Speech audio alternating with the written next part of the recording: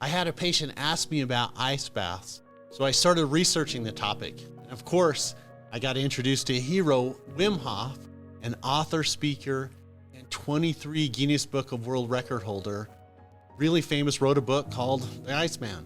So I bought his book, watched a few YouTube videos, and then my boys and I decided to do it. And here's the science behind it.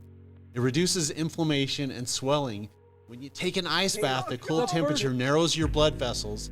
This decreases blood flow to your muscles, which may reduce inflammation and swelling.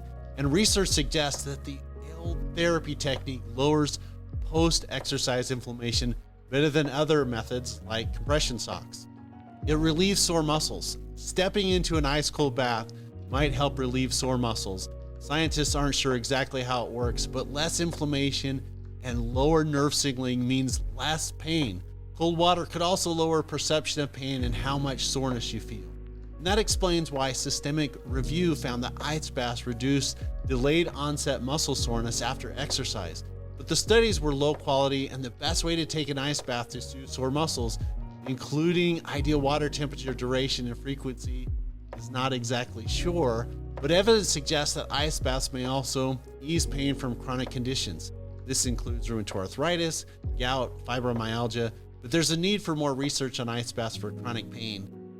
But my experience was incredible.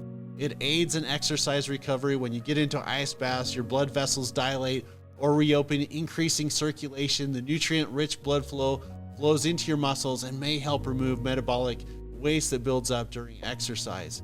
And some studies suggest that ice baths are an effective recovery method. A 2021 review shows that taking an icy dip reduces exercise-induced inflammation, and research shows that they may also hinder training adaptations that allow you to build muscle and improve your performance. This potential side effect may apply to endurance. And another study shows that ice baths help recovery and in inflammation and also after workouts. It can lower core body temperature, and there's studies indicating that it's really good for your immune system. So we had people that got in for 10 seconds. We had people that got in for 11 minutes. It was an incredible experience. The mental clarity that you get after you get past 30 seconds was impressive, and the sleep benefits were absolutely remarkable.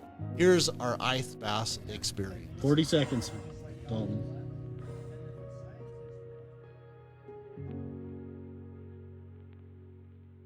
Freaking cold. There's no way you're getting your neck in there. Yeah, you can. Breathe. Concentrate on breathing. Here we go.